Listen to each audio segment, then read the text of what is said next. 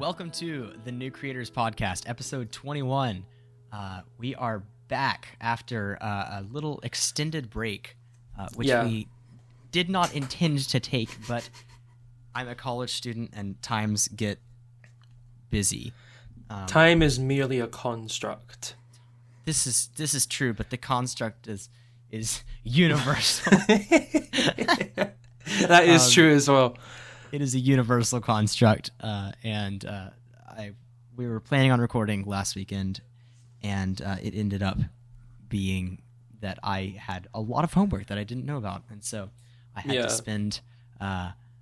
to spend my time, instead of recording TNC, which I love doing, I had to spend my time on a class called Plants and People, which is like basic like plant biology.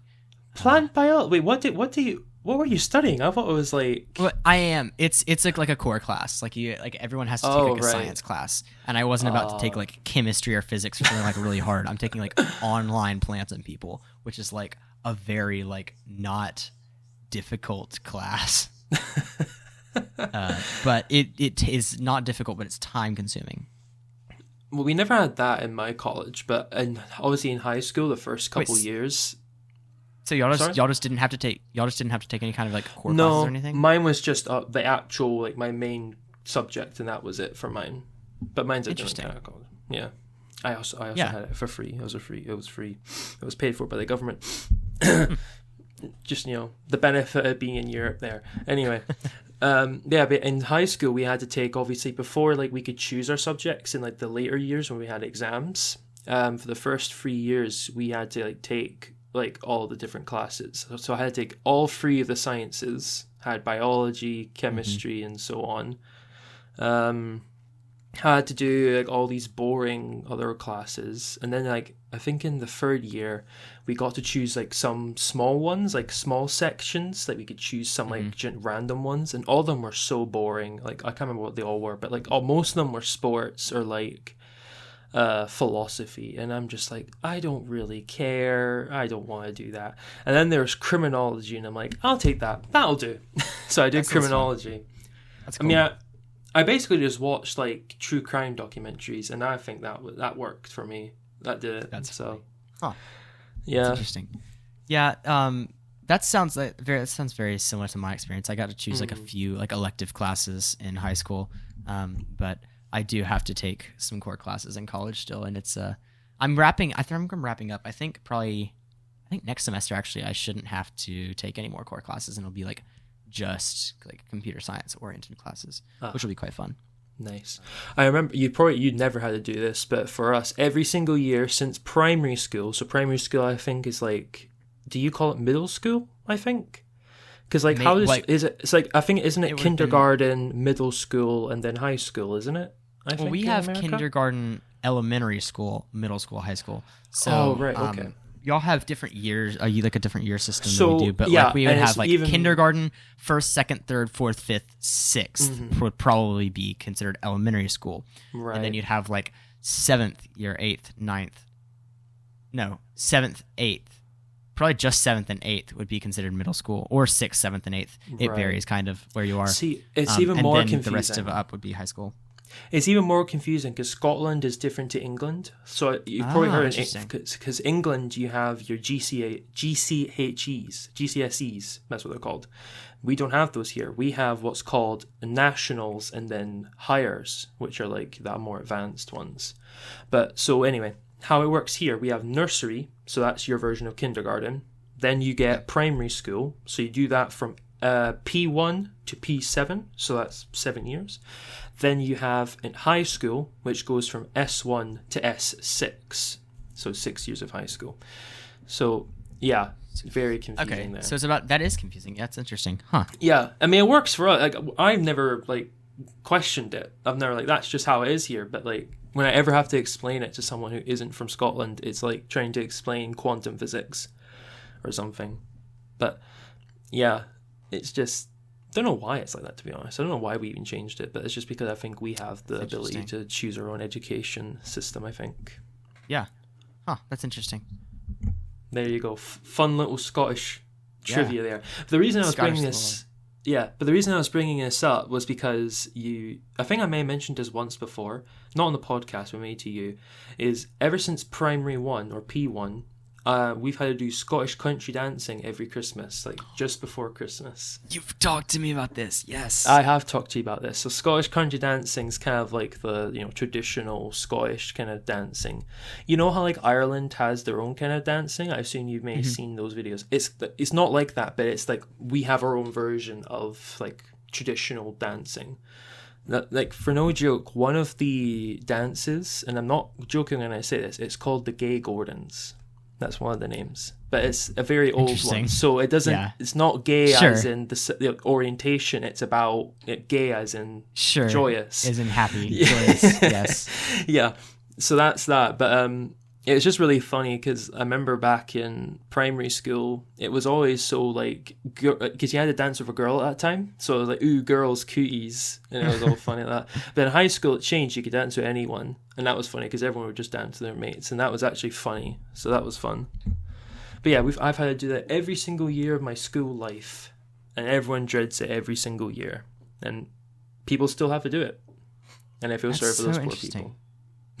Well, at least you're preserving that element of the like, Scottish culture, which is cool. I'm in two minds about it because at the time, like high school and primary school, me hated it. Like I always dreaded it, but now like. Now I'm kind of like, oh, that's nice because we're kind of preserving Scottish culture, you know. But at the time, I hated it. But yeah I definitely, if I was to speak to like younger me, he'd probably be thinking, "You're insane. What's wrong with you? What happened?" Yeah. But yeah, there you go. Scottish trivia. Scottish trivia. How fun. New segment idea. I'm gonna say, let's just add in the outline right now. Scottish trivia. Okay, wonderful. Amazing. This is very much in character for the New Creators Podcast. Indeed, I feel like, yes. So, well, let's just go ahead and transition then into what have you been up to besides Scottish country dancing, Sean? Well, I've been working on this, so you guys probably know about this, but it's called Waste of Plus, which is a browser extension which adds new functionality to Waste of Money.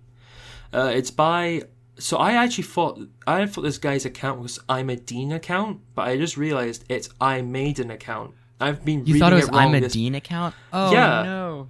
I've been reading it all wrong this entire time. I'm a Dean account. I'm a Dean account. I thought the guy's name was Dean. And I thought like, oh, I'm a Dean account. That's what I thought it was. I don't know why I ever thought that. But then I realized when he like joined my server, oh no, it's I made an account.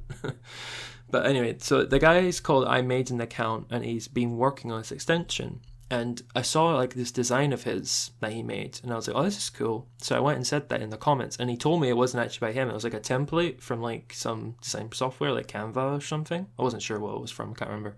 And then I said to him, because I was bored and I had the time, I was like, "What if I just make you one?" And then I made it. I don't know if you've seen it, and it looks solid. I have seen it in your server. I've not been super active this week, but I have seen it and it looks solid. Yeah, I'm quite happy with it because I was struggling to come up with the idea initially. Because initially the idea was literally just I took the Waste of logo and changed the W to a plus symbol and then just left it at that, like the same color scheme and everything, like this as Waste of. But I thought that's just boring. Like that's not interesting. Mm-hmm. It's kind of just like the bare minimum. And then I thought, what if I made a gradient? And then that's what I did. Made a gradient. Gradient. I love gradient. Yeah. I love me a gradient, so then I did that, and little bit of a clever thing I did with it. The blue or the kind of purplish blue at the very bottom of the gradient, it is the Waste of blue or indigo, whatever it's called. Same color as the Waste of branding, so I fit it. Yeah, I remember you said that in the design. I think it was the design channel or the art channel of your server. It's not been called that for a while now. I know that was a big. It's just mostly design, which is it was a big thing. So for those who don't know, I have a server called Taz Hangout, and it used to, back when I first made it and like revamped it, and it started gaining some momentum. I had a channel just called Design because that's mostly what it was for. But then people started posting like photography and so on, and I was like, well, this is kind of annoying because now people are using it for other stuff other than design. So I'm like, we'll just rename it to art then. And oh my god, it's been like people still complain about it to this day. Some of the veterans are like, why did you change it? And I'm like, I don't know. Because it's more than design. I mean, I feel like it's a very valid. Like, I mean, I know. It's other stuff. Like, there's a lot of photography now. There's like people drawing. I feel like photography and design is definitely still like the dominating factor. But there are like drawings and stuff, and some like videos and stuff like that. Yeah, like still. It's kind of like how like the technology channel is like also for coding, like. Because I did say at one point I'm happy to do a coding channel, like for programming specifically, but then everyone just said technology is fine for that. So I think so, yeah. Yeah. It's just kind of how... Yeah, that's how Mafia works. You know? But, yeah, that's what I've been working on. Solid. What about yourself? I have been doing very little in the world of tech and stuff like that recently. But the few things I have been working on are college and surviving college, which has been fun. I thought you were just going to say surviving. I'm just in general surviving.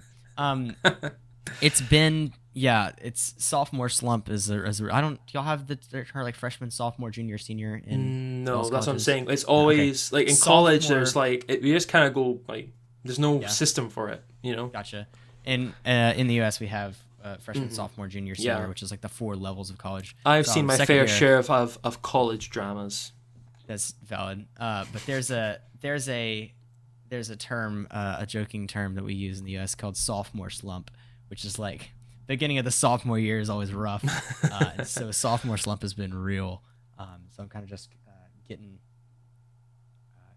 getting through college, and but I guess the things that I have been doing that are somewhat tech oriented are I am also somewhat involved in Waste of Plus because I am supposed to be uploading the extension to the Chrome Web Store because I have a Chrome developer license.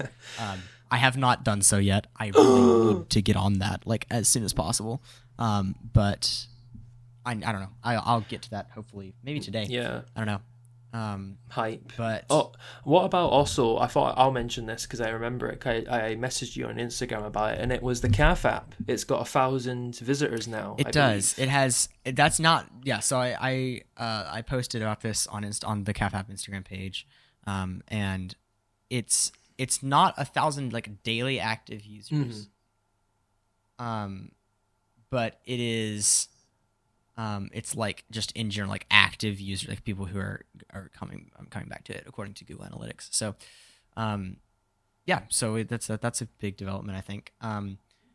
And what else was the other thing? And I've been again working. I work as the graphic designer in my school's admissions department, and so. I've been designing stuff for like preview day, which is like they're like for people who are interested in the college. We have like a day of previewing like what it's like to be at the school, and so I'm designing all the resources for that: name tags, like lanyards, print materials, slideshows, and that's been a lot of fun because I haven't gotten to do any kind of like really in-depth design work like that in a long time. And this is like kind of like my first big like cohesive brand project, like using the school's branding and kind of putting my own twist on it in order to fit this specific purpose. So it's been kind of fun. Nice. I remember there was back when I was in college, we had a competition to make a Christmas card, and I entered it because I'm like, I can do it, I can win. Because the thing was that they said if you won, they'd hand it out to everyone in the college. And this is like a college where like is like a multiple of the same like college, so like in different areas of like Scotland. So that would have been pretty big. So I entered.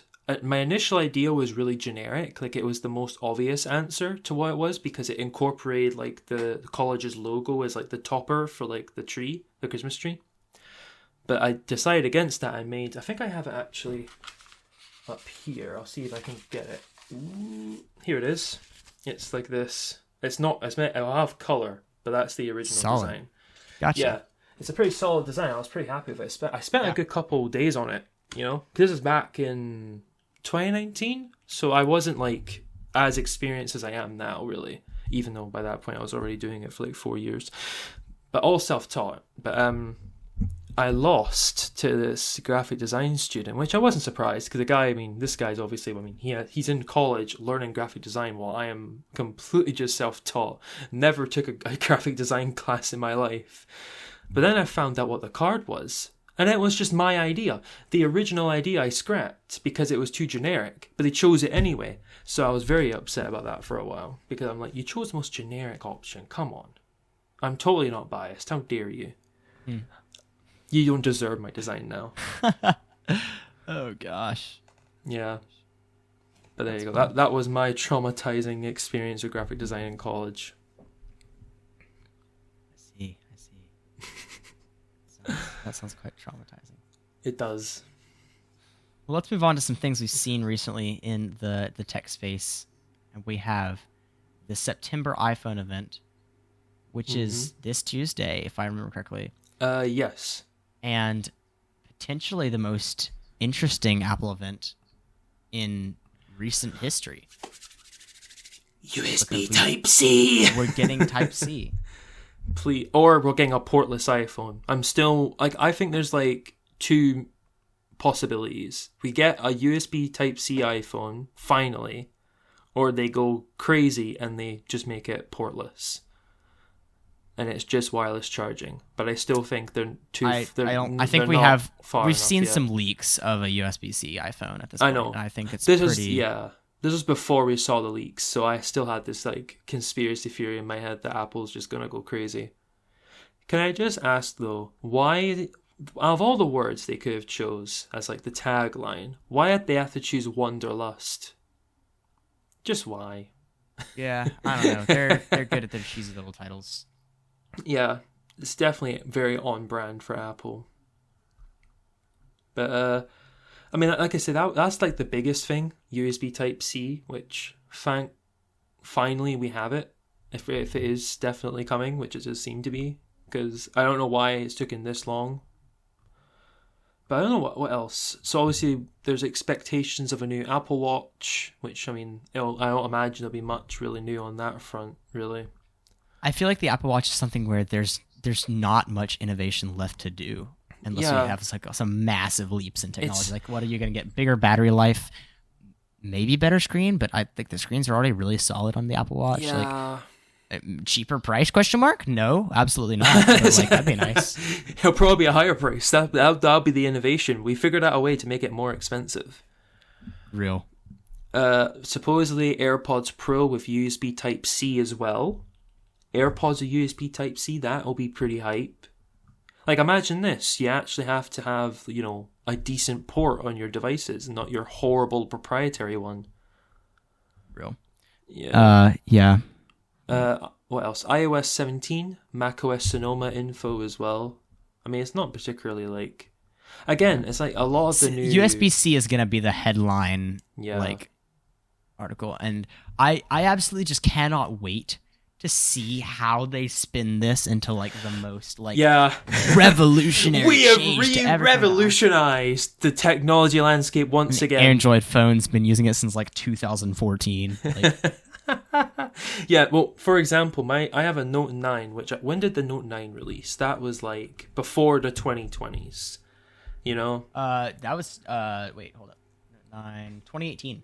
2018. So USB Type-C, look at that. So, but that's Apple all around, isn't it? When they brought in widgets onto the iPhone, they were we've created something that no one has ever thought about before, even though Androids have had it since the beginning. I know we've talked about this at some point, but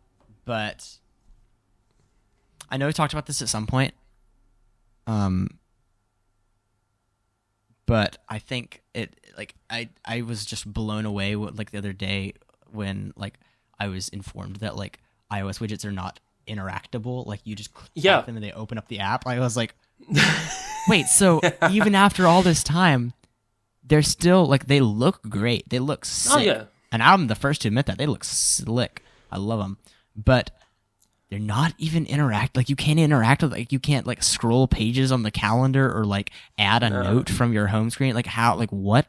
It just opens the app. Yeah. It's literally just a shortcut to the app that happens to display some information. But it looks cool, so that's fine. Yeah. Something, I don't know. It's very. I know what it feels like when they brought in widgets. To me, it was basically that's the most Apple implementation of a widget I've ever seen. Like it's that thing where like it's like how the iPhone doesn't let you place icons where you want. It's just Apple wants it to be a certain way, so it is that way. Yeah. And no one questions it for some reason. I also. Yeah, it occurred to me the other day that like you can't rearrange icons on your home screen. It has to be yeah. Yeah, you can't put like I want this. I'm going to use this a lot. Let's move this to like the bottom of the home screen. Like the fact that no, it's got to be at the top unless you have every other slot on the screen filled. I don't know what you do for your home screen on your like phone, but since mine's quite a tall phone, I have all my icons at like kind of the first 3 slots. Yeah, I have. So I can reach them all. Yeah, exact same. Yeah, I have my widgets up on the top. Yeah, and then I have all my apps on the bottom so I can reach them.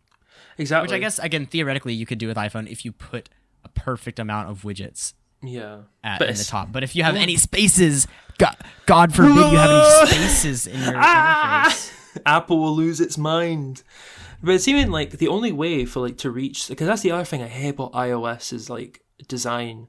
I don't know if it's changed recently, but like the last time I used an iPhone for my friend, it's like all the back buttons are at the top of like every screen. You have to like reach up. You have to go up. Tap like way over there. Like if you're doing it one-handed, you're like this. Like you're doing like some like full-on like ninja moves trying to reach the corner of your phone. Like every other phone, like for example, I don't know what your gestures are, but I have like if you swipe from the side, you can like go back. Like if you're opening an app, like if I go to. I'm just trying to find an app I can do it in.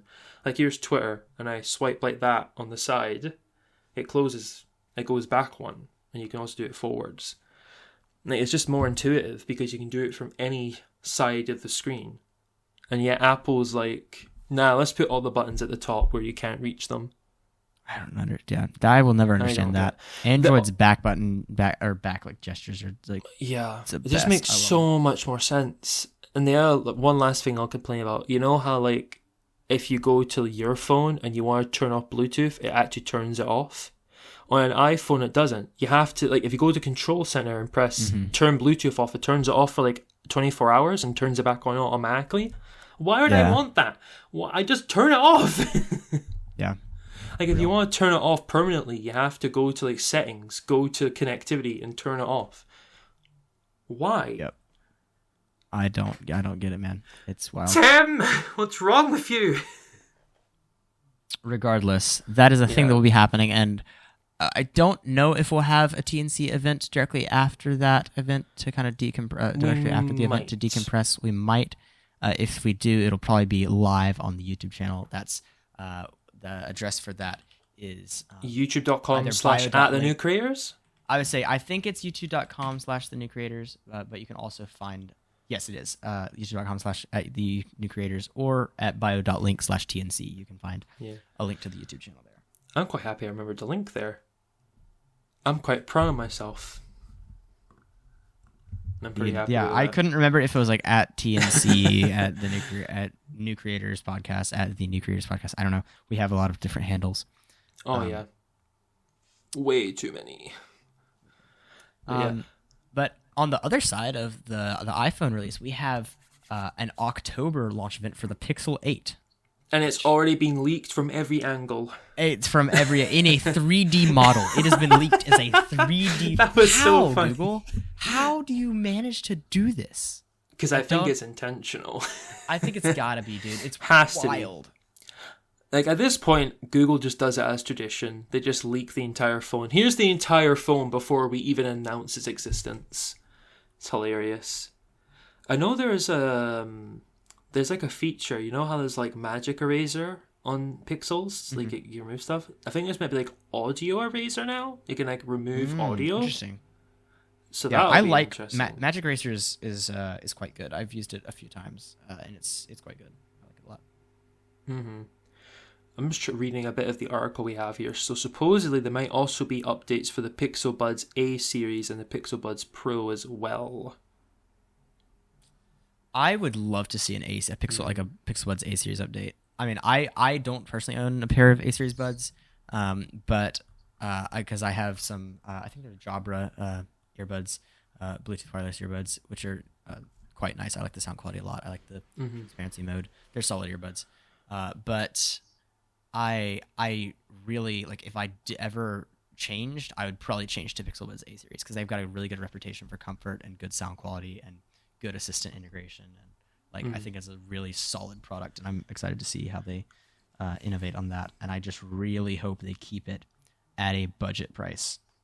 Yeah, I think that has to, because I just don't. I think for most consumers who aren't like hardcore, Google isn't like, doesn't have the reputation of a manufacturer like Samsung. Like they just don't. They aren't known for build quality yet because they haven't released enough phones. You know, at least yet. And the same for like their processors. They like, well, they're only on Tensor 2, aren't they? At this point. So, I'm assuming. I feel like the Pixel 8 will most likely have a Tensor 3 chip. I think. Yeah. That's what I'm saying. So we're only on the first sense. generation now. Yeah. Whereas like Apple's been doing it since like what? The first iPhone pretty much. I don't know how long Apple's been doing their own chips for the iPhone. But quite a while. When was the first, let's see here. When was the first Apple chip released? Or not the Apple chip, but the iPhone chip. Yeah, the A. I don't even know what they call the series. I think it was the original. Oh, there you go then. What do they call their the A12? Isn't it like the A? Yeah, they call it like. It's an A series chip.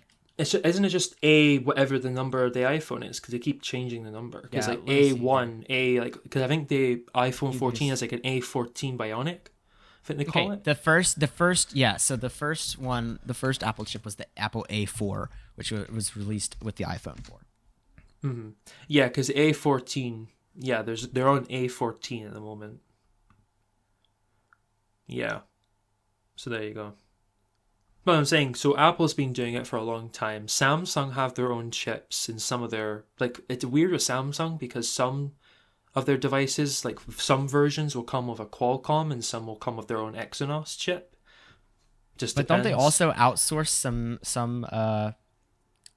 don't they also outsource Exynos chips to other companies too? Yeah. I feel like I've read about other products that have I think Exynos so, chips. yeah. Like the Samsung Pixel Watch, just can't do it. The Pixel Watch has an Exynos processor. If I there you remember go. correctly. I think yeah. Samsung, but I mean, that it's Samsung. They build everything. They do like they basically like if there's a tech sector they haven't entered yet, they enter it. Now, that's basically the Pixel Samsung. Watch 2 will reportedly use, which again we have leaks on that too, which will probably also be revealed at the October event. But the Pixel Watch 2, I'm skeptical to say that we'll get a release. I think what's more likely we'll get an announcement. I don't like. It feels like the Pixel Watch is too new. Yeah, because I mean, didn't the Pixel Watch come out like the end of last year? End of last year, I think it was. Yeah. I mean, though it could then, because like if it's the end of last year, it came out, it might get released maybe about the same time as that one. Because that would be a year after it, maybe. But we have rumors that the Watch 2 will reportedly use a Qualcomm Snapdragon W5 Plus Gen 1. What a name of a processor.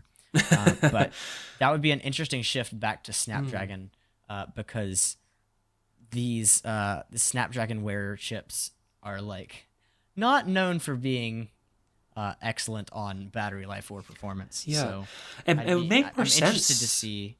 Like, it's weird. I feel like Pixel Watch performance was like one of the few things that like the watch did not get criticized for. So it surprises me. You would think that you would stick with Exynos because Samsung must use their own chips in their own smartwatches too, and their smartwatches are pretty, yeah. The Samsung watches are all known for having like decent battery life and decent performance. Exactly. So it make more sense to stick with a manufacturer that already builds it specifically for that use case. Because I don't think Qualcomm really does it as much. They're mostly designing chips for phones, but I'm not 100% sure on that. But yeah, it's certainly interesting. We'll see what happens. But I mean, we pretty much already know most about the phone because it leaked from literally every angle. What do you think of the design for this one? Because it's not a wild change. The camera thing's a bit bigger again. Let me pull this up again. Pixel 8. I'm just glad that they found a consistent design style. like because the big camera bar on the back is like sick. I've really grown to love it, and I think like it's a very bold statement. It's very Yeah. big and obvious, and I think it looks really solid. Yeah, it does help the phone stand out. I will agree. It does. It also like why is like centered like long cameras not been a thing before? Because like when it comes to like I know most people have cases on their phones, but like for the people that don't have cases on their phones, like makes so much more sense to like have it like where because it'll balance like that and not wobble in the back. Yeah. That's true. Yeah, I forgot about the Note series. Some of those had some, and I think some of the Samsung S series too. But like, I don't know. I really like the camera bar. I think it's a solid statement. I really love like the aluminum finish on it. I think it looks really sick. I think the 8 Pro looks very premium. Like it looked like the 3 cameras and like look at the size of that camera lens on the 8 it's Pro. ridiculous. Yeah. It's massive. Huge. Like that is massive. That's gonna take some good photos. Unless it's just like a really bad ultra wide lens. Like that's gonna take some really solid photos because that's a big. Yeah. The thing with a Google Pixel is it doesn't always need a good camera because a lot of like, especially the first kind of couple pixels, the biggest thing that helped the cameras was the processing that they did. Google's kind of processing was like top notch and still produced some absolutely stunning photos from what was like at the time, what was it, like a 2-camera array, where most other phones. Well, the original Pixel has 1 camera, and it still takes. I have some truly stunning photos that I've taken on my original Pixel. I still own my, or it's a Pixel XL. I still have my original Pixel. Yeah, because at like the same time, my phone has like 2. Like most phones at the time had like 2 sensors at least, like 2 cameras, whereas like Google had I want one. to say, so the Pixel XL release date was 2016, October 2016. Yeah, because most phones were starting to go like the way of 2 cameras at least at that time. I think it was becoming less common for a phone to have just 1 camera unless it was like a low budget one. But that was also the year the iPhone 7 Plus was 7 and 7 Plus released. And so the 7 had 1 camera, the 7 Plus had 2 cameras, and that was kind of like when Apple really started jumping on that train. Yeah, and then after that, they kind of followed. Yeah, exactly. But even on I don't think the Pixel 2 didn't have a. I think it had 1 as well, didn't it? I think they stuck with basically the same camera for like 5 phones or something. Yeah, because the 3 they stuck with the same sensor. The 3 also had 1. The Pixel 4 also had 1, except for the 4 whatever there was the 4 XL I think had 2. And the 4A of course and stuff started having 2 and stuff. But I think like what you're saying is a really solid point that like they did so much with software earlier, and they still have such freaking amazing photography software that like the fact that they're also innovating on hardware now means that like they've got a really good chance of like having some really solid cameras, like even more solid than they have now. Yeah, it's honestly just surprising they took this long to get into the smartphone market, considering they own Android. Like, you would have thought the first thing they would have done when they bought Android was like, let's make a phone. Like an actual series and do it seriously, because they did the Nexus, but then that died, and then Pixel came a few years after that. Yeah. I also noticed on these on the 8 and 8 Pro pictures that we have here that like they're much more rounded off on the corners than that's just kind of Google's thing right now. Google's design is like they're doing some very rounded. Yeah. I'm a fan because I don't like sharp corners on my phones. I think it's also just for cases and stuff like that. Makes you where you can have some much better corner protection if you have these rounder borders than it is if you have like these really sharp corners. See, I'm kind of the opposite. I kind of like the industrial. See, I'm quite a big fan of like the industrial kind of like blocky. It's not fully blocky. There are corners on this. Like even the phone itself is tapered off. It's not like sharp. Because that's the only thing. My complaint with like Xperia's initially was they were fully sharp. Like it could actually cut into you. It was that sharp. Whereas here, Samsung rounded off the corners, which they do that on even the newer like Ultras now. But I do like the kind of industrial kind of design of the... With the than Ultras. But I do like the design of the. I have a 6A, of course. I really do like the 6A's design as well. It's a good mix between like very like industrial looking, but also like like it does have these rounded edges that make it feel comfortable in the hand. Mine's the same. But it is still comfortable to hold. I think Google is trying to intentionally move away from this more industrial feel into more like, I think the switch from Material 2.0 to Material 3, Material U was a very intentional change of their branding towards a more humanistic and like, I think that makes sense, stylish branding to match with the iPhone. Well, I think it's also because Google's also trying to lean into, like you say, the iPhone. They're trying to become. I think what Google's goal is, they're trying to become the iPhone of Android, like in the sense of it's kind of designed to be not to say it's like not customizable, but like for someone who wants an Android but doesn't want all the hassle that can come with that, it's the simplest kind of implementation of it because it's pretty much stock Android. You know, it's a pretty seamless experience. It's not to say Samsung or other ones aren't seamless, but there is a bit more. Well, for example, Samsung has a lot of like other like double apps and so on.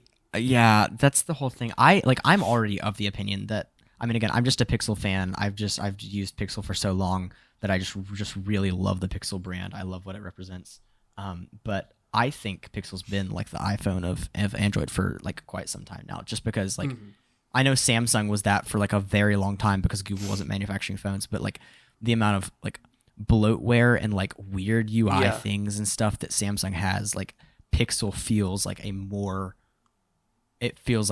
polished experience, I think, than Samsung. The only difference I think would be reliability, because Samsung has a much better history of reliability than Pixel does. Phone, I think Pixel's been better. Yeah, this phone's like 5 years old now and it's still going.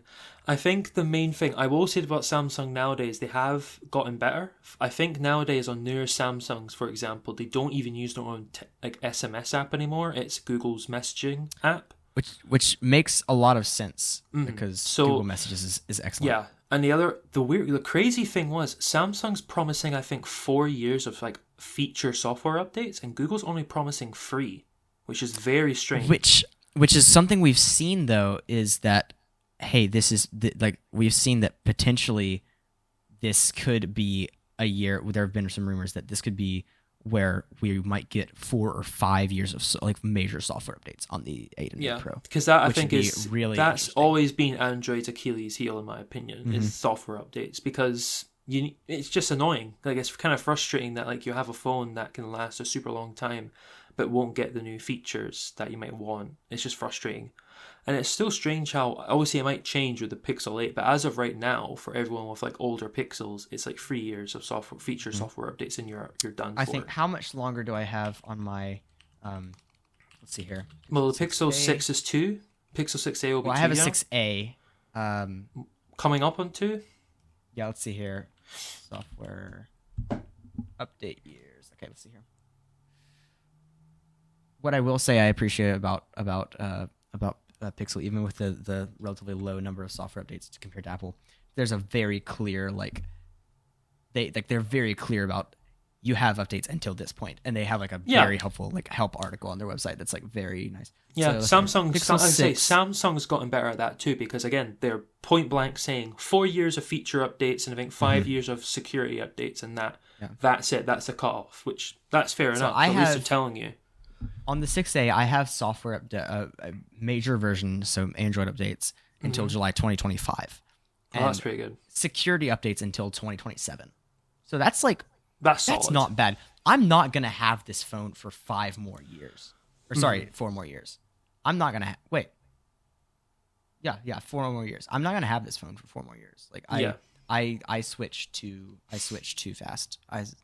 I try to use a phone until it's starting to feel antiquated, but like I've already I cracked this phone the other day in the corner. You can kind of see it a little bit. Mine, weirdly enough, the first time I've ever cracked a phone.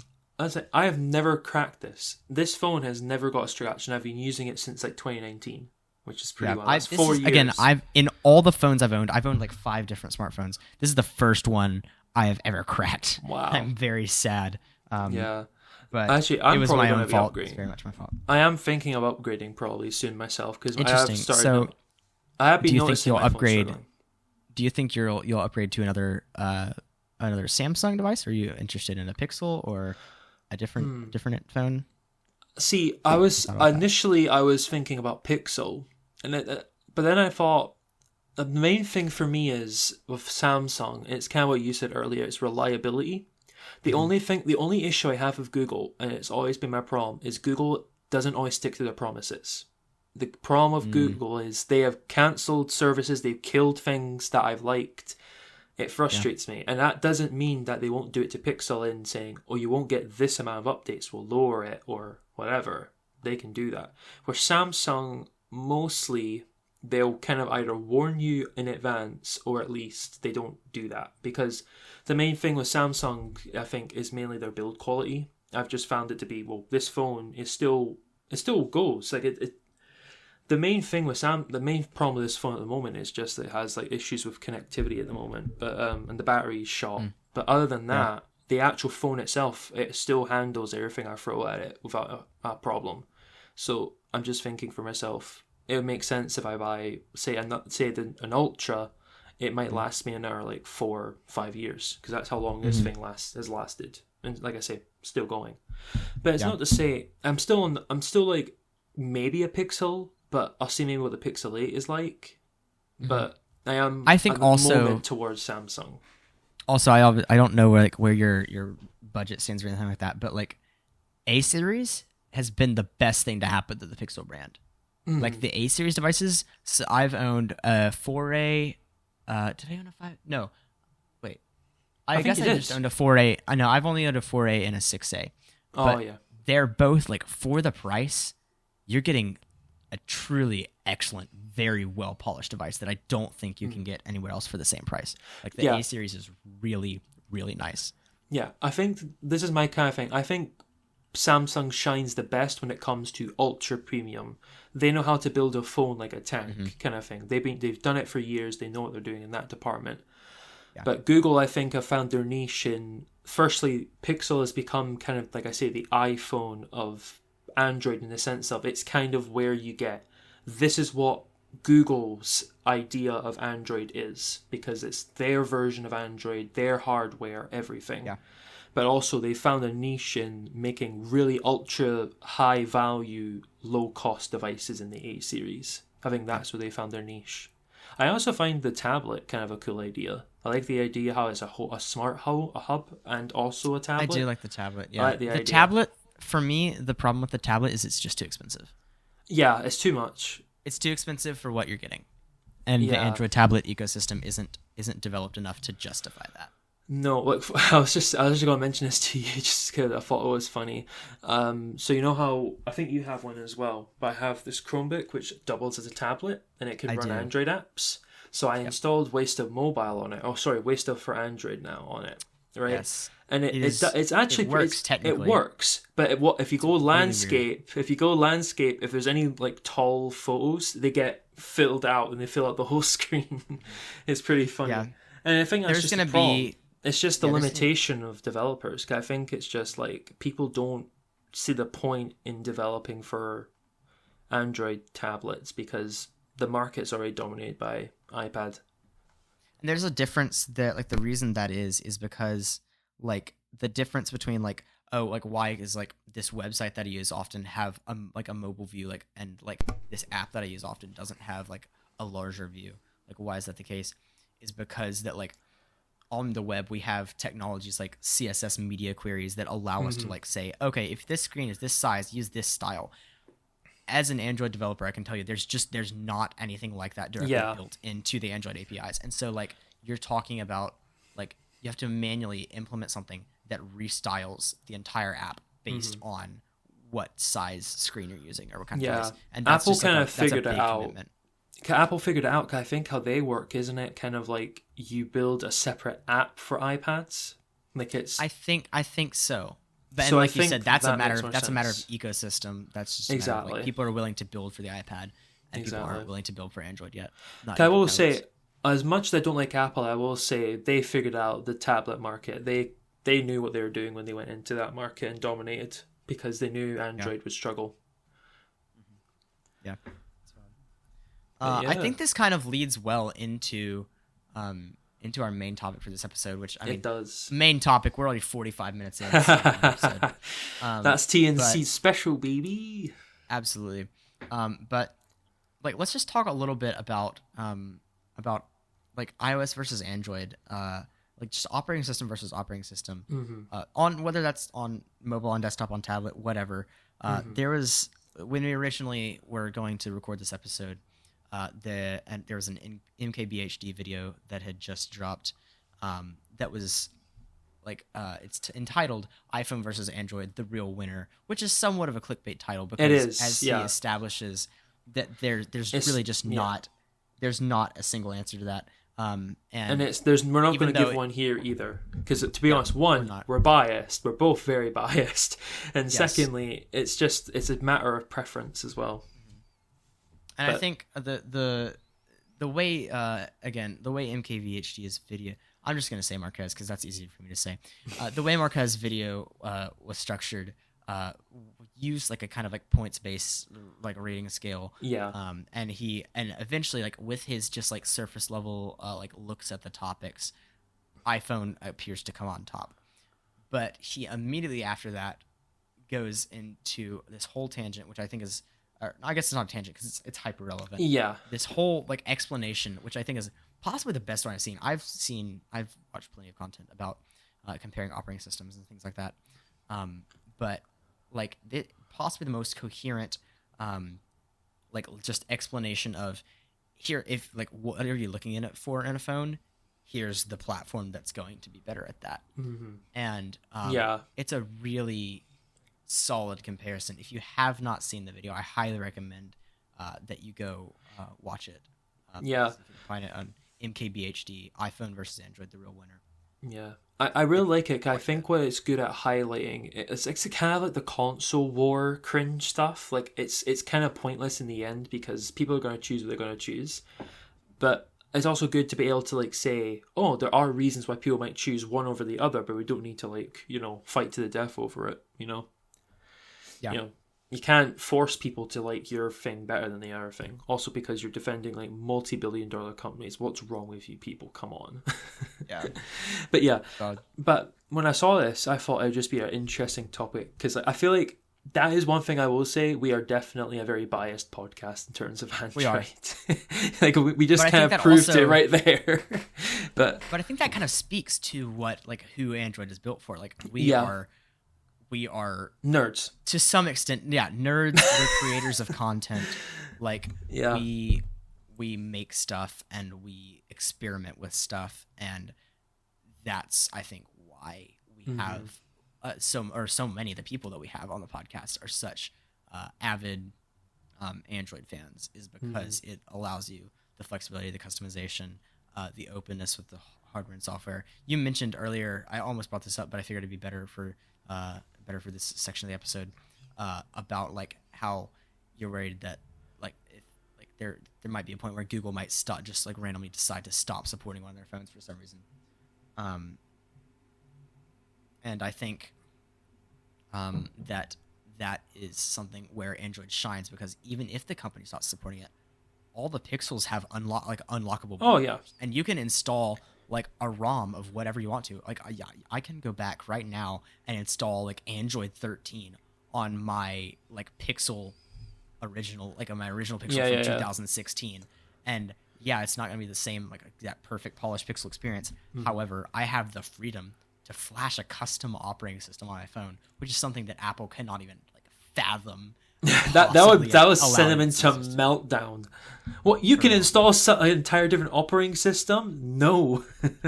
That's what I imagine. And I'm Apple not saying says to that. It's hard to say like, oh, that's something that Android can do that iPhone can't, because there are Android phones with locked bootloaders, and there are phones that like the companies have decided like, no, I don't want that to be unlockable. But like by and large, Pixels and I think most Samsungs too, if I'm remembering this correctly, I have unlockable bootloaders. Yeah, and a lot of other companies do that. You could just install your own I've seen operating system if you don't like I can't remember if Samsung actually unlocks them. I think they do, because I've seen people boot different operating systems onto Samsung devices, so it's definitely doable. But the thing for me that's the thing, because I was speaking to someone about this, how I was thinking about getting a new phone. They said, what about an iPhone? And I said, 'cause I did at one time, I did consider it. 'Cause I thought it's just, you know what, I don't need to think about it. I can just get it and it'll work. But then I thought to myself, the biggest thing that I like about an Android phone that an iPhone can't do, though it might change, but at the time I knew it wouldn't change, is you can sideload apps. I like that control. You can install like an app that isn't from the app store if you don't want to.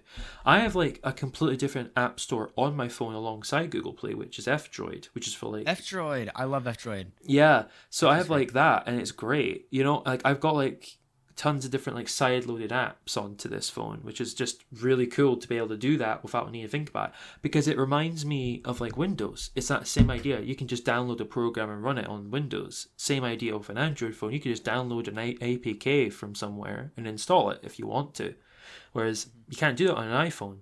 You just can't. It's like, sure, it might change now because the laws in like EU are forcing them to do that in a few years, but that's only because the EU has like forced them, because they have no choice. Sure. Apple would, like, if Apple was left to their own devices, they would never have allowed side loading. Yeah, for sure. And I think that also goes back to, again, from my perspective as someone who develops for Android, like software development with Android is so much easier than potentially doing it with Apple would be, just because of like, you have to develop on a Mac, you have to have test flight, you have to have a specific developer license that is a yearly subscription that you have to do. Like there's like, and then like with Android, it's like, yeah, pay us $25 one time and then use Linux or Android or Mac OS or Windows to download any IDE you want to use, and then just like start writing with whatever framework you care to write with, and it's miles easier than the development process with iOS. Yeah, I think that's the biggest decider, because I feel like this is the thing, because I think iPhones and Android devices are made for different kinds of people, mostly. I feel like iPhones are mostly made for people who want a phone that just kind of works out the box. It's not to say Androids don't, but I think I respect that. Yeah, I respect that to some point, but also like, again, like I am a person, and I'm aware I'm in the minority here, but like I'm a person who I don't just want my technology to magically work. Like I'm a techie. Like I want my technology to be interesting. I want it to be new. I want it to have like interesting features. I want it to have things I can experiment with. I want it to be fresh.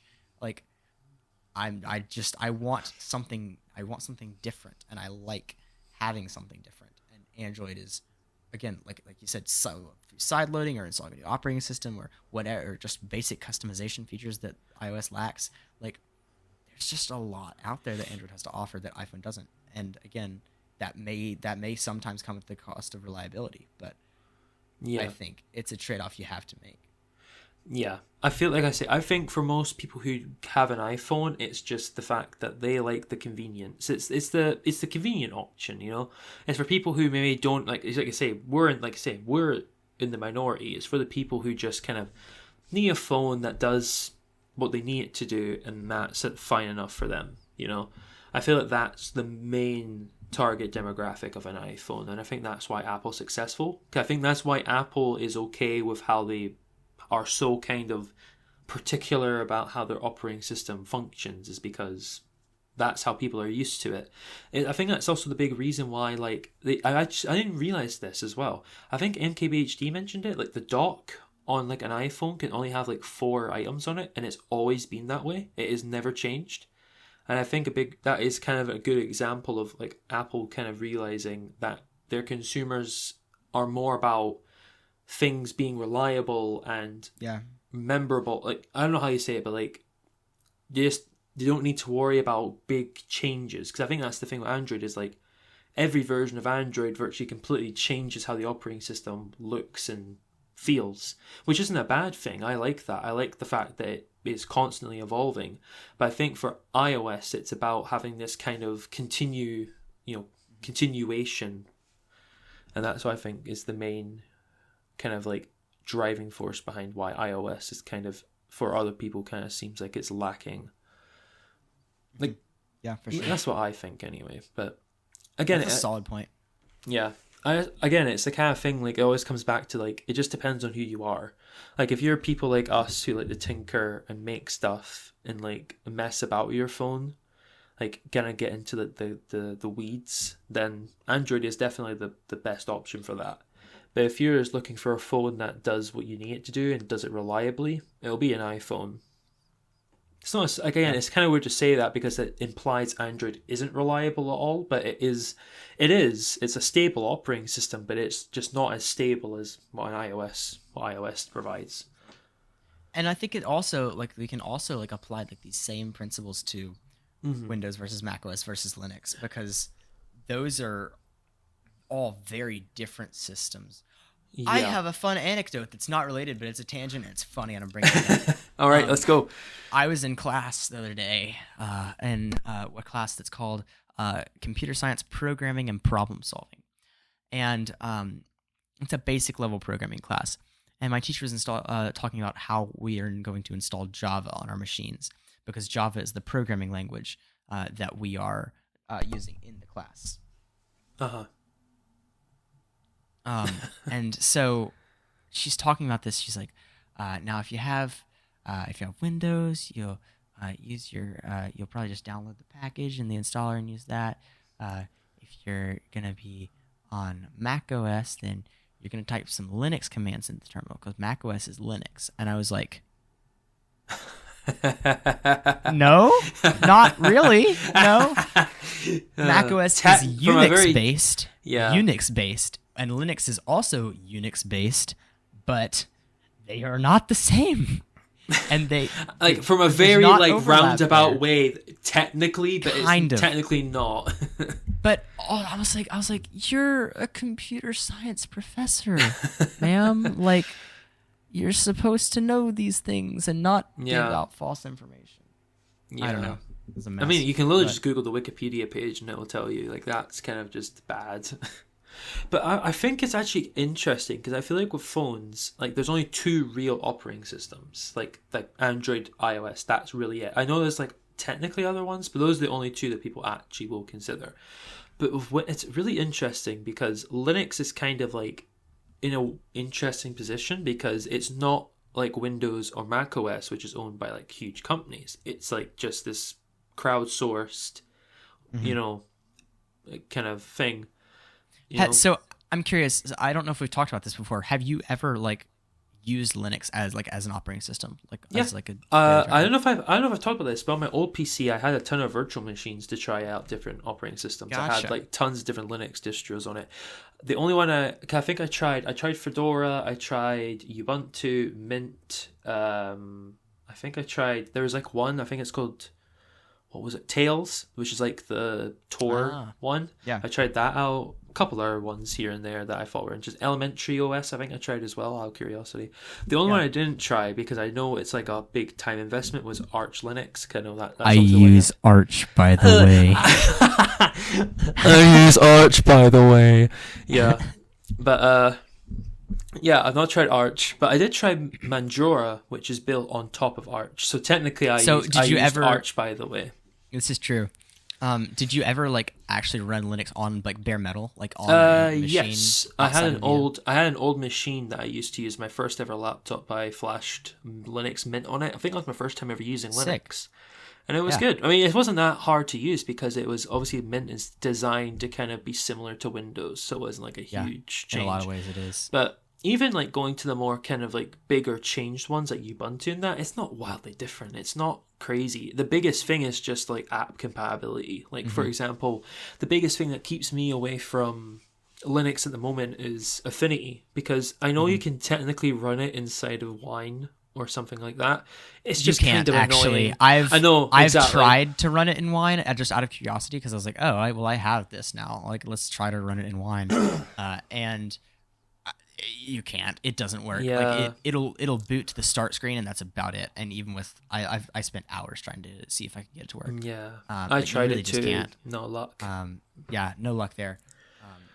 But that's my biggest. I think that's the biggest thing that limits Linux. Is two main things: is app compatibility and also gaming. Because gaming is like very finicky on Linux. Like some things work But it's really gotten well. better. Like It has gotten better. Steam on Linux is really yeah. If your game's now. on Steam, you're like 99% guaranteed now.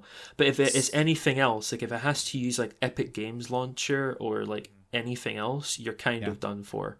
And I think that's the biggest problem for people is like if you want to if you're actually wanting to make a gaming rig, you're going to have to choose Windows. It's not Linux isn't really, like I say, unless you're only playing Steam games, you're pretty fine. But if anything outside of that, you're kind of done for.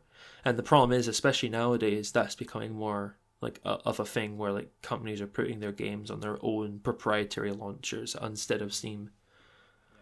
So, but it's that thing. I want Linux to become more widespread because like it's the only operating system that we have that isn't built on like by a big company. It's like completely free and open, whereas Windows is not. It tracks you and everything. Same with like Mac OS. That's never going to be open source ever, you know.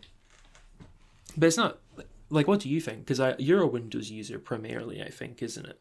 I am primarily, and I haven't always been. There was a significant period, like probably a solid like year and a half period, where I used Ubuntu exclusively with a Windows VM for any kind of like creative software. And I did that for a long time, and like I really enjoyed my time doing that because it really does work. And like again, Ubuntu. That was years ago when I was doing that, like a few years ago. But like now I run Ubuntu on I have a server that runs Ubuntu server, which is not a graphical interface. It's just for server. It's just as a headless machine. Yeah. Yeah. But I also have like a secondary like a desktop machine that I have just for like I pull it out every now and then and just connect it and just like I don't know, mess around with development environments or something like that. And it runs the latest version of Ubuntu. And like Ubuntu's gotten really freaking polished. Like it looks good now. Like the latest version of GNOME is slick. Like it looks so good. And the way it integrates with Ubuntu, like it's absolutely slick. It is gorgeous and is super fast and easy. I also really liked when I used Manjaro, which is the Arch Linux, by the way, based one. That looked nice too at the time. I thought it looked really nice, and you can actually choose this. Like Mint's the same. There's like different versions you can choose, which have different like interfaces. Like one's GNOME, one's I can't remember what the other ones are off the top of my head. KDE, is there not like a KDE one? Something like that. I would probably say there probably is. But I guess I think that's the great thing is Linux. Because Linux is the foundation of Android, but like Linux is most definitely the Android. I think of like, you know, of computers. I'd say because it's just so you have such granular control. So I just sent you a screenshot in the podcast channel. This is when I first started using Ubuntu. Yeah. This is roughly what it looked like. Ubuntu 14.04 with this Unity interface. And it was just a pain to use. Unity is just about the worst desktop environment. It was sucky, man. It was awful. But this looks bad. But like nowadays, like it's a very like what year was this one? 2014. Yeah, because 2014 we would have had Windows 8. I mean, Windows 8. To be honest, though, Windows 8 did not look much better at the time. Like that Windows 8 looks pretty awful. I hated the UI of that one, not just because of how intuitive it was, but the colors. It looked so ugly and unpolished. So to be honest, they weren't actually that far behind. To be truly honest with you. But like in contrast, like here's a screenshot of I've seen this. Yeah, this is the like overview screen really and the desktop nice. management in GNOME is. I have no qualms in saying this. Best desktop. It is the best desktop management of it's any so good operating system I've used. I've used macOS. I use macOS at my job. I use Windows as my daily driver. GNOME is by far the best desktop management software that there is. I will say, I think I may have used the version prior to this one, and I thought it was great. It's just what the thing was, right? I've always been this kind of thing where I've never stuck with one operating system or one kind of like ecosystem. So it was easy to get used to like this interface. And once I did, it was absolutely stellar. So to be honest, like I say, I think Linux will definitely have a time when it becomes like a more major player. Like it's not just like, the year of Linux on the desktop. The Linux desktop. But I do think it will genuinely happen because there's so many passionate people who are trying to make that happen that I think it will. They're going to like manifest it.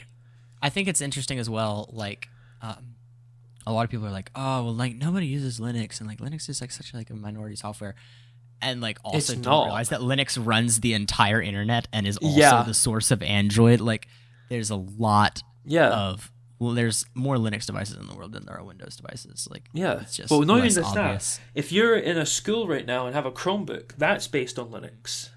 Yeah, like, I also had. There's so much stuff based on. Here's Linux. another anecdote of my computer science professor just telling us something that was just like blatantly incorrect. Was that she told us if you have a Chromebook, you can't do this. You can't do this class, and like please, so you have to get a Mac or a Windows or a Linux.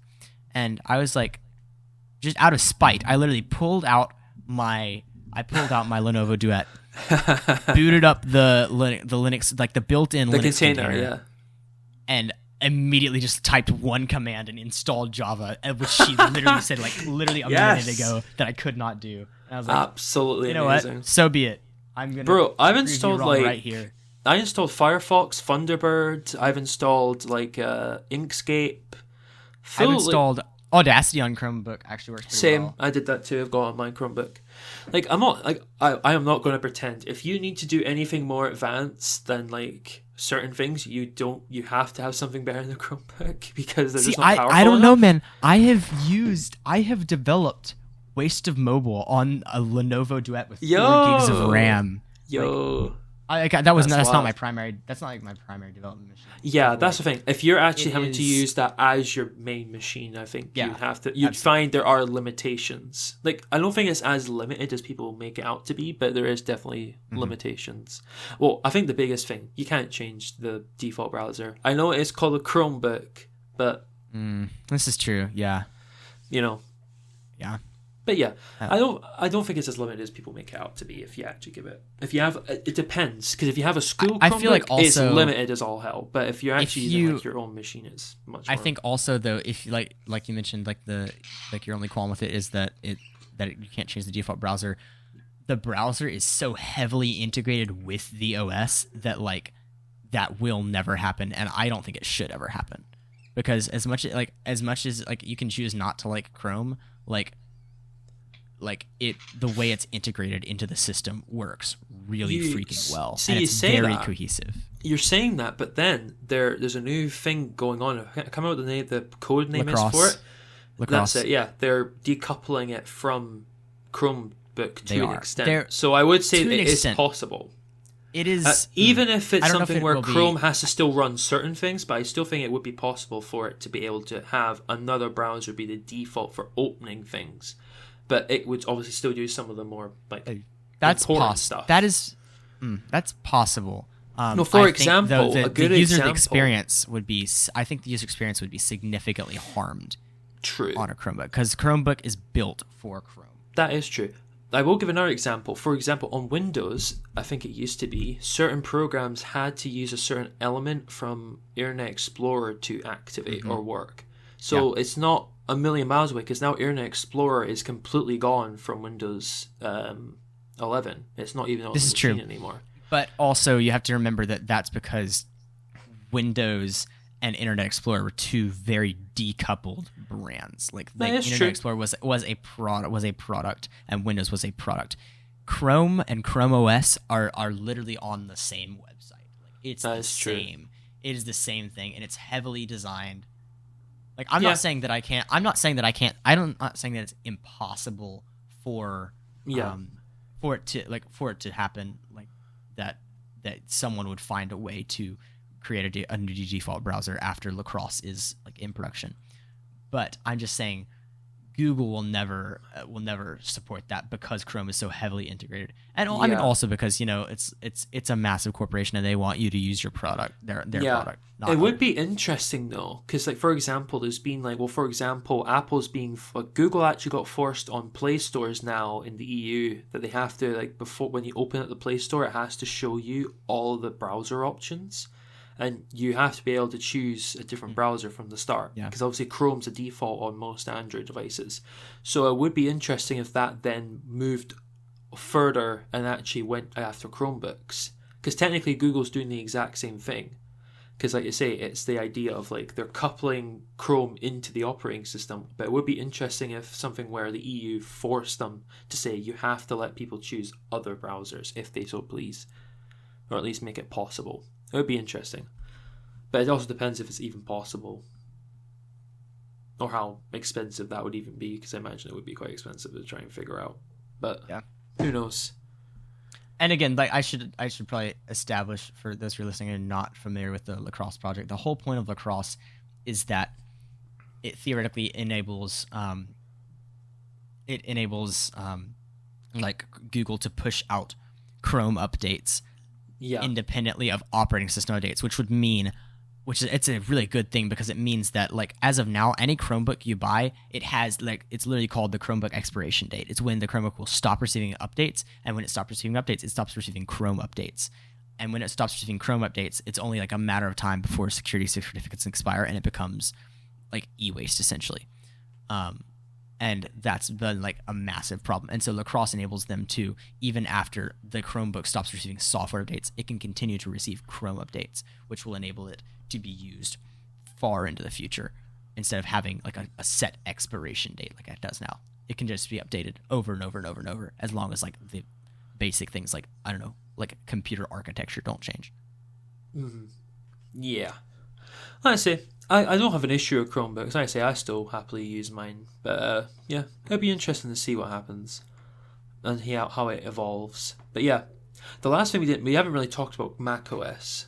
Because this has been the thing. I think it's because of where I live. There's not enough people who even own MacBooks or any Mac products. So I've not really had much experience with them. I have used them. I have used a MacBook before, actually quite recently, last year.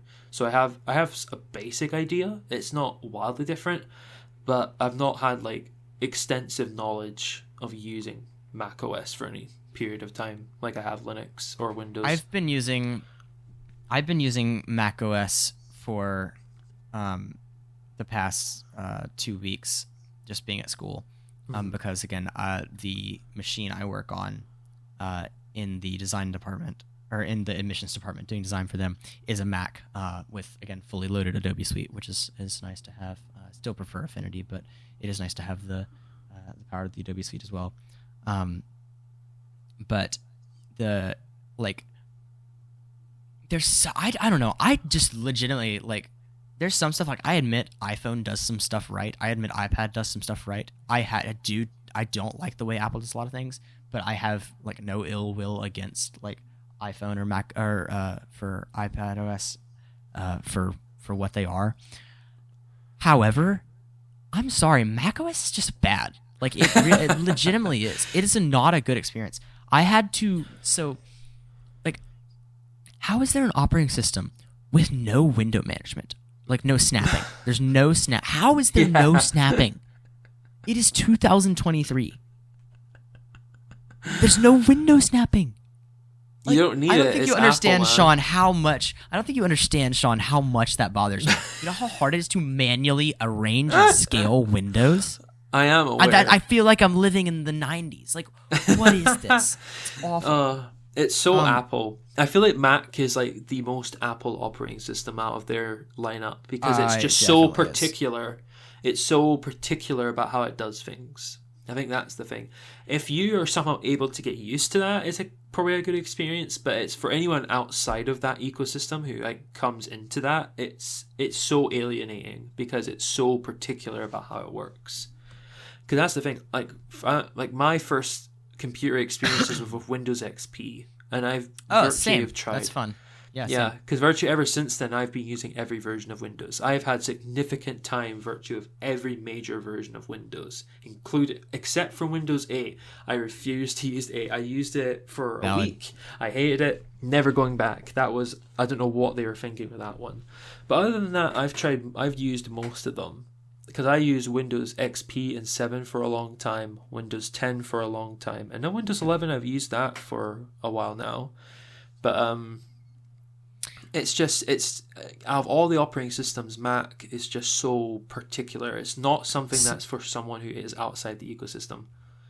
Yeah, for sure not. And like, there's even like, so like for the window snapping thing, I had to download a program called Rectangles that like adds like Windows like window snapping to Mac OS. And it's usable. It ain't great, but like it works, and like it's better than not having it. But like it's a really like janky solution. Like some things, like if you try to use it with like Adobe Illustrator, then like it breaks your like the positioning of all your panels and stuff like in Illustrator, and like that's really annoying.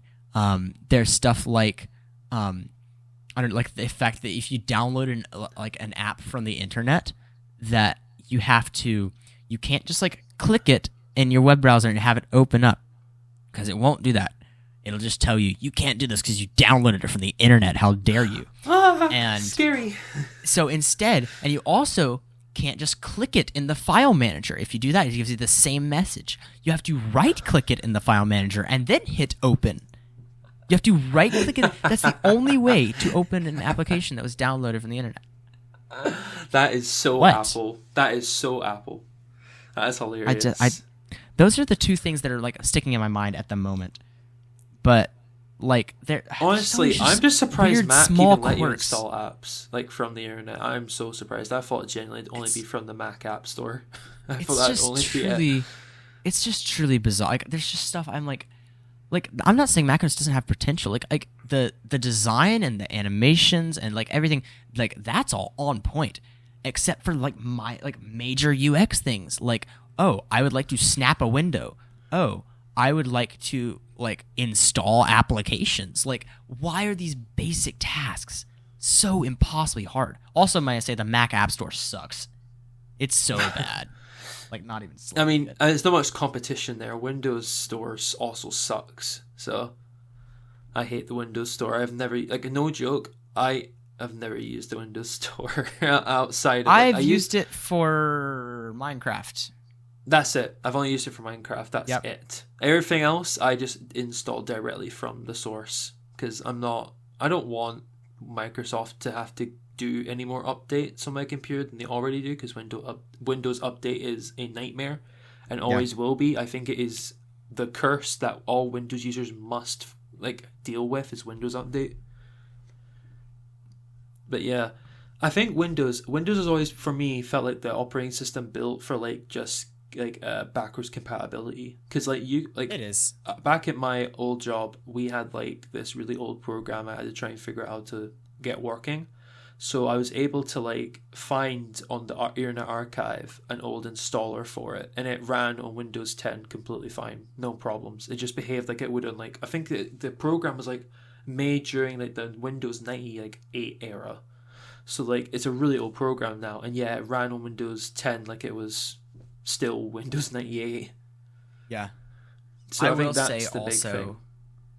I will say also, like the Microsoft Store now is infinitely better than like what it was when it was like first released. Yeah, but the bar was literally in terms on the of animations and like slickness and like access to like to apps and like recommended apps. Oh, that's nice to have, like actual real games that like, oh, these transitions are slick. Like it's actually become like a decent place now. And I have let's see here, in my library I have a few things. Also all of these that came with the computer, but also like my favorite like scanner app. I don't know if you have like a printer scanner in your house, but like I have well, I guess I don't here, I do at home. But like there's a really solid scanner app that's only available on the Microsoft Store. Mm-hmm. I will say it is better than it was. Like there are some good things on it nowadays, but it's still like I feel like most people don't even know it exists most of the time. I think because I was helping my dad with something with his computer on Windows 10, and because they updated it on Windows 10 too, it looks like that on Windows 10 now as well. And he didn't even know that he's never used the Windows Store. He didn't know it was there. It's like it's that thing where like people just they don't the way they no one who's lived with Windows even think about the store. They just they immediately go to like Google and look up whatever they're wanting and get it that way. Yep. So it's an uphill battle. If it was there from the get go, it probably would be more popular. But since it wasn't, it's not. Because that's the thing with Linux. Like a lot of Linux distros have the package manager, you know, and it's just a thing where people are used to using those, you know. Whereas on, you know, there's also, I think a lot of people are like, oh, you don't like there being a centralized app store. Well, what do you mean? Linux uses a package manager. Oh, no. But, like, the difference is, like, for Android, all you have to do is, like, with one command, you can add another repository of packages from, like, anywhere. F-Droid. Yeah, exactly. So, I don't know. Yeah. I did that. I think it was for ungoogled Chromium. I added it to F-Droid. Yeah. So you can get ungoogled You'd Chromium. add a PPA repository, and then, and then you can just have it in there. And, I don't know. When, honestly, a hot take, but I think, like, Linux package management is excellent. Like, it's not hot take. I think that's a pretty cold take. You have to go to the. Well, people are always like, you have to go to the command line to install apps in Linux. Yeah. I'm like, yes, but I literally just type in exactly what I want, and I know I'm going to get a secure version of that. It's so good. It's good. It's going to install in like minutes effortlessly. Like, I think the only reason people find it. Like, the only reason people find that scary is because Microsoft has made command line scary to them. Like, people see a command prompt and they, like, have a panic attack. Think it's an error, yeah. You know, it's never like that. You're, like, Windows especially, you cannot nuke... It'll be very difficult to nuke a Windows install with command prompt. It's very hard. You can do that on RMDIR System 32. Well, yeah, true, but it's not something. If you try and delete System 32, it will like warn you. It's not. You have to actually actively do it. You have to actively want to delete it. It's not if you accidentally like were hovering over Windows 32, hit the delete key. It's not going to just erase Windows 32 from your system.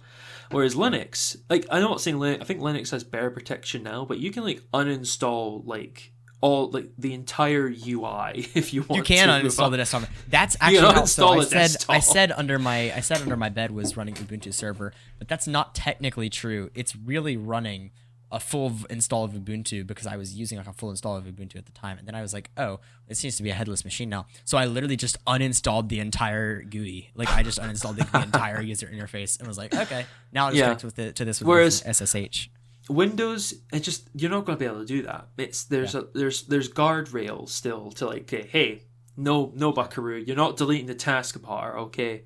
Exactly. You know, whereas Linux is like, you want to delete the entire operating system? Go ahead, mate. Off your pop, have some fun.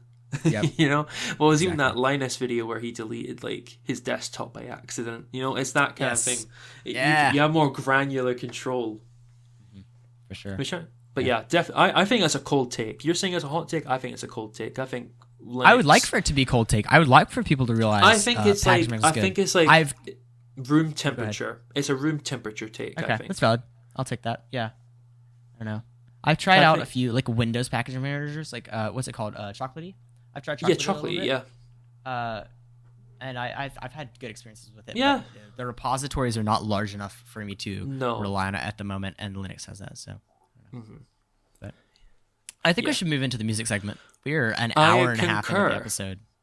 I indeed. Concur. Would you like to start, or would you like to let me start? You go ahead for a change. Okay. I'll talk about just for a moment. "Conditions of a Punk," which is the second album by the band Half Alive, which is. See, I would say my favorite artist, but my current stats.fm profile, I think would beg to differ. Even in the past 6 months, I believe Hozier has passed Half Alive by almost twice, and I've been listening to him for I don't know, not long.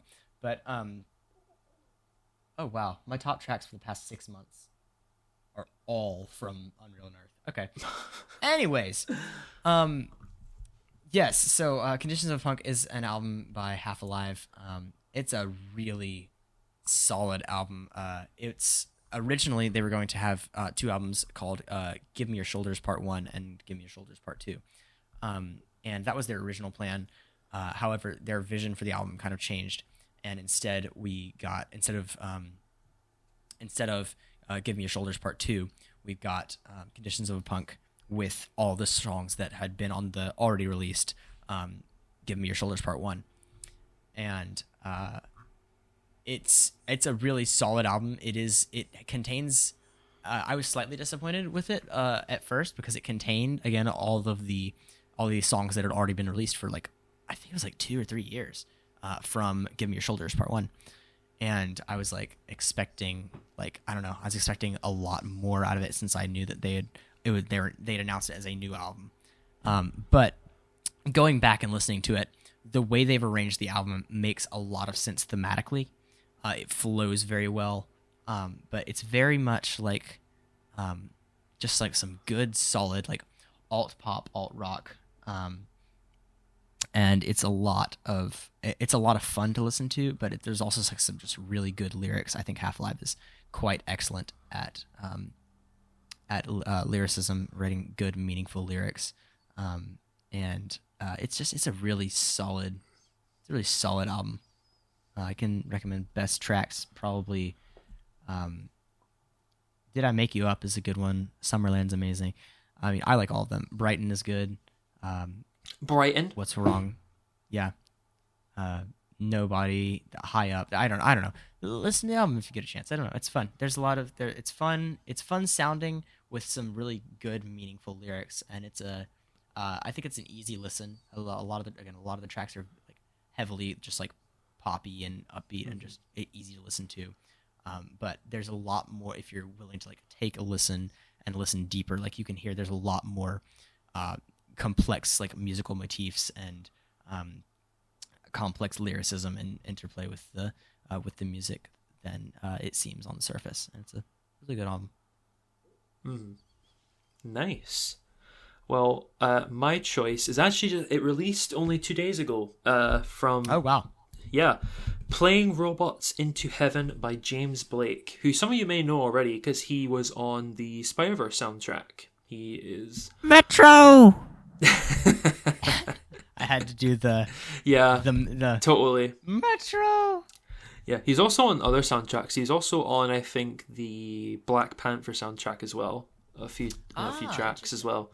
Yeah, he's been around. He's a pretty well-known producer, but he also makes his own music. That's how he first started.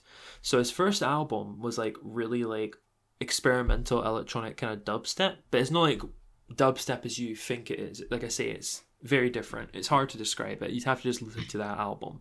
But he first started off doing more experimental electronic music and then kind of started going into like R&B, kind of like an alternative R&B sound. And those albums are great too. I've liked all of his albums. But this album is like a mixture of both of that. It's like going back to his more like experimental electronic route, but also combined with his R&B production as well. And it's honestly, it's so good. I've been like, you know how you were saying like all your like top tracks in the moment were like Hozier? Sure. Mine are all like James Blake right now. It's hilarious. But it's just like, it's such a great album because like again, I really like his voice, but also it's like this album especially, the production is off the charts. It's just so well made. Like tracks like Loading have such a great kind of like bass line and kind of atmosphere to them. There's also tracks that kind of have like a future garage sound to it, like Jamie XX kind of vibes, which is like it's kind of got this chill vibe, but also has like a kind of like moody aesthetic to it. Like tracks like I Want You to Know is fantastic. All like the sound, like at the towards the end of the track, you kind of have his voice in the background, kind of just making this huge kind of almost choir like sound, and it's amazing. There's other tracks that are really strange, almost like Big Hammer is called, and it's just like this instrumental track of like 4 minutes, which has like trap R&B drums, heavy bass, and this weird kind of glitching like samples, which is a big part of the album. There's a lot of sampling going on. And then there's just other great tracks that kind of like do like its own thing. Like If You Can Hear Me is this great little ballad with this looping piano kind of sample in it, and then you got Fire the Editor, which is kind of him saying he hates how he self-censors himself a lot on his older stuff, so it's like him kind of letting go of that and letting him kind of just express himself how he wants to express himself in his music, which is kind of what this album is. Yeah. And it's a great track too. It's stunning. It's just a really great album. It's kind of dark sounding, but I wouldn't say it's depressing. I wouldn't say that. I didn't get that vibe from it. It does have like a kind of dancey, clubby vibe to it as well. But just it's like almost, I'd like to say it's like a mature club and dance record, if that makes any sense. Yeah. You know? But yeah, it's a great album. So I would say the best tracks are Loading, Fire the Editor, I Want You to Know, If You Can Hear Me, Night Sky, and Tell Me. Gotcha. Very cool. Very cool. Yeah. Like I should also mention, just for context, my stats for the past 4 weeks.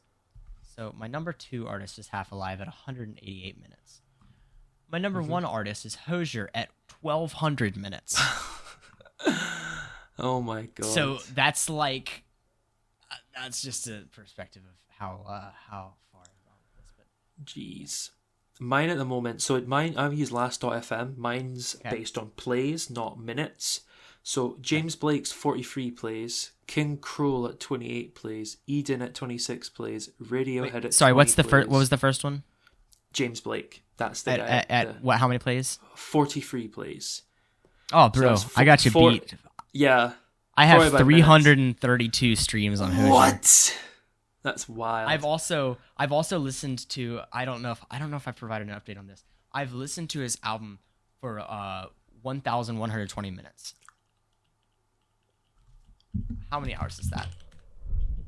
What? Just over. That's like 18 and a half hours. Bruh. That is a jeez, man. So yeah, that is dedication. Yeah. It is an obsession, and my top tracks are also just all the exact same cover art. It's fun. It's like Abstract First Time, some from Warm Climate. I can't. Amazing. I don't know. Oh crap! I'm gonna talk about one more thing because I forgot to talk about it, and I think it's amazing. I'm sure you're familiar with the song "Pompeii" by Bastille, right? Yeah, I've heard that song far too many times. However, there has been a collaboration, a remake of this song. Okay. Featuring instrumentation by Hans Zimmer. Ooh. And it's a very like cinematic take. You have these massive orchestra and strings, and it's not just like a remix. So like he's re-recorded the vocals to fit with this different sound, and it's really solid. Like it's a solid collaboration. If you haven't heard it, it's called Pompeii MMXXIII, which is just 2023 in Roman numerals. But Pompeii 2023 by Bastille and Hans Zimmer, an excellent collaboration. Even if you aren't a fan of the song